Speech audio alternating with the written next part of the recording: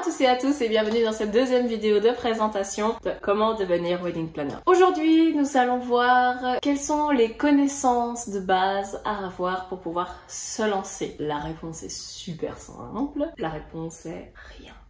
Vous n'avez pas besoin de prérequis pour commencer. Vous n'avez pas besoin d'avoir une base dans l'événementiel. Vous n'avez pas besoin d'avoir eu un CFC dans quelque chose juste avant. Vous n'avez besoin de rien autre que les connaissances que cette formation va pouvoir vous apporter.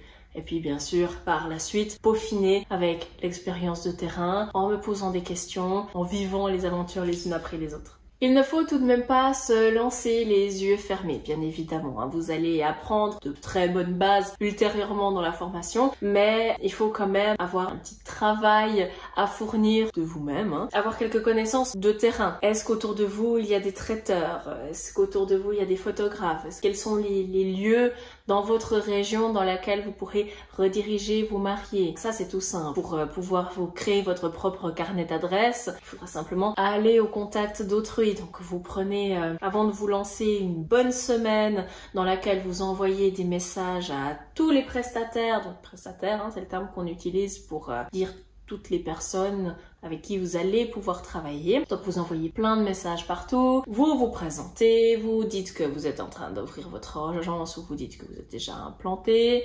Vous allez au contact des autres, vous recevez le maximum d'informations de leur part, quels sont leurs tarifs généraux, leurs grilles tarifaires. Est-ce qu'ils vous accordent un rabais, étant donné que vous êtes une entreprise et non pas un privé? La plupart acceptent. Essayez d'avoir des avantages également avec eux.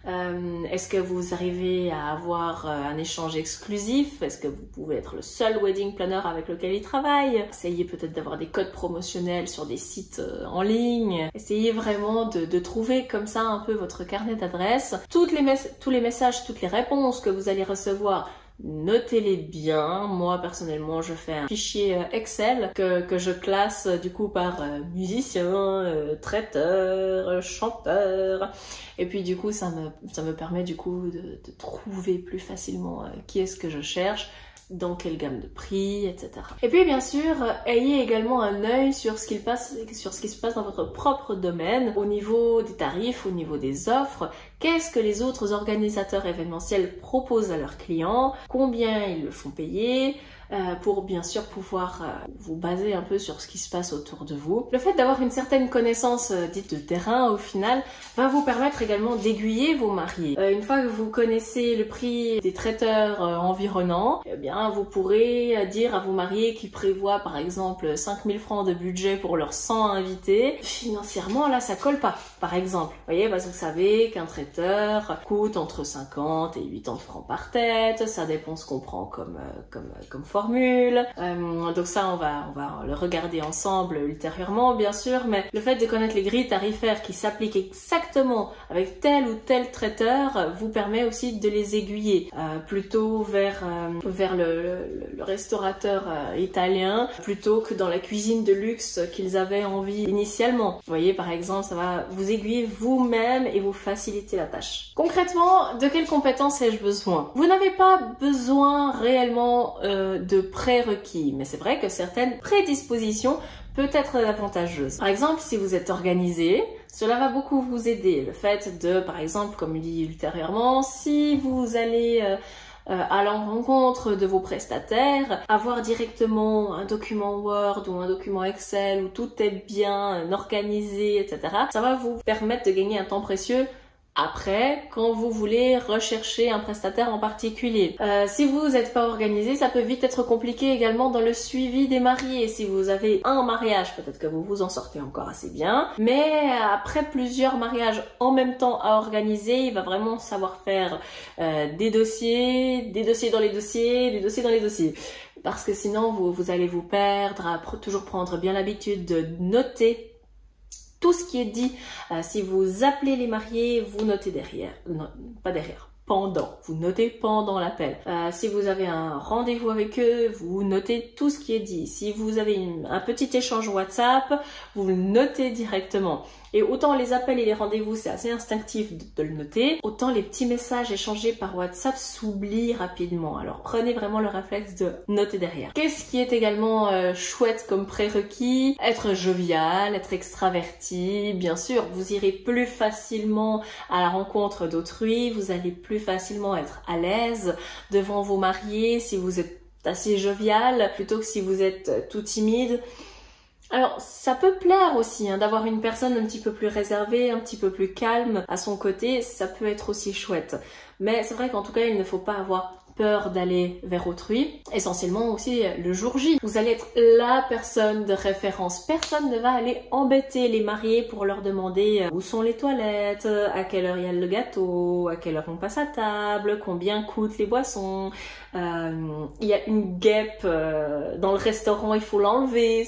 C'est vous qui allez le faire. Avez-vous des dafalgans? Ou des Doliprane? On va toujours vous demander quelque chose à vous. Alors si vous êtes mal à l'aise en société, ça risque d'être un petit peu compliqué. Il faut également savoir gérer le stress. Tout bêtement parce que même si vous avez tout prévu à la perfection, ça ne se passe jamais comme on l'a prévu. Dans les grandes lignes, oui, mais il y a toujours un petit couac à l'intérieur. Ou pas des petits couacs, mais quelque chose qui ne fonctionne pas comme prévu. Ça peut ne pas être un couac. Du coup, une gestion du stress correcte pour que au moins le jour J, rien ne se voit, qu'on ne voit pas que vous êtes en train de courir partout. Ça va être le cas, vous allez être à gauche, à droite, ici et là.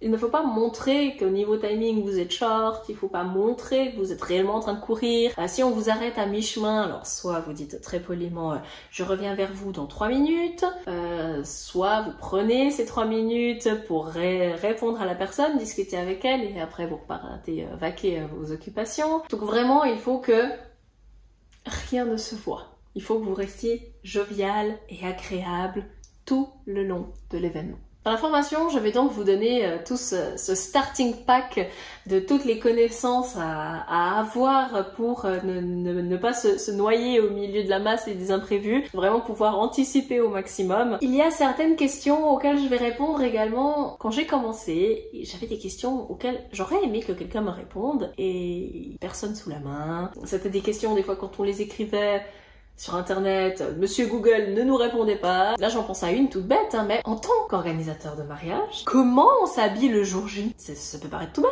mais on va pas s'habiller en blanc, ça c'est sûr et certain. Est-ce qu'on a le droit de s'habiller en noir? On s'habille pas en noir à un mariage. Est-ce qu'on peut s'habiller en noir? Mais du coup, si on s'habille pas en noir, on met quoi? On met une robe rouge, une robe jaune, ok.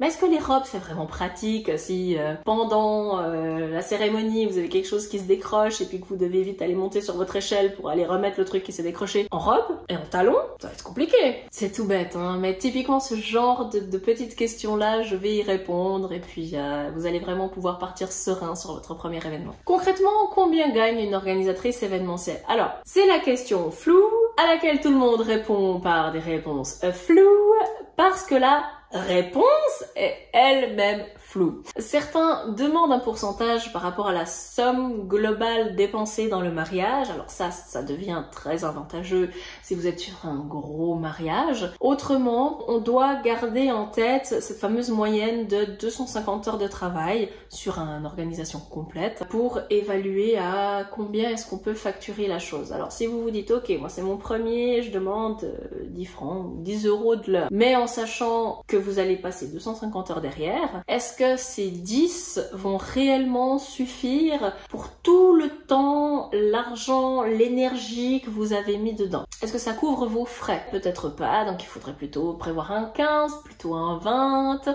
Après, si vous réfléchissez un petit peu mieux et que vous vous dites ok, mais un indépendant qui fait du travail personnalisé, combien est-ce qu'il est rémunéré? Ah, plutôt 35, plutôt 55. Donc effectivement, mon 15, il était un petit peu bas. À vous de jauger. Il n'y a pas de bon tarif. Il y a des fourchettes dans lesquelles vous allez pouvoir vaquer. Et puis après, justifier également. Supposons que la fourchette, elle se trouve entre... alors, on va partir sur, disons, une présence le jour J. Certains vont estimer que pour eux, 1000, ça suffit pour une présence le jour J avec le petit travail qu'il y a à fournir derrière. D'autres vont estimer qu'il leur faut 3000 pour être présent le jour J, entre 1000 et 3000 pour la journée.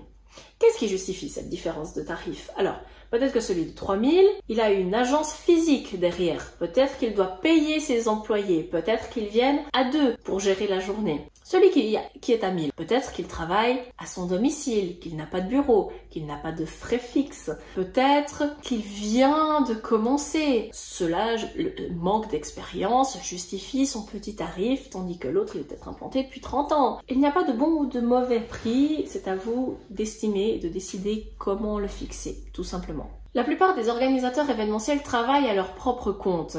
Ils travaillent rarement ensemble dans des entreprises. Une fois qu'un wedding planner est bien implanté et qu'il commence à générer suffisamment de revenus et qu'il a beaucoup de mariages, généralement, plutôt que d'engager des wedding planners, ce qu'il fait, c'est qu'il change ses tarifs et il passe à une clientèle un peu plus aisée, plutôt que d'agrandir son entreprise.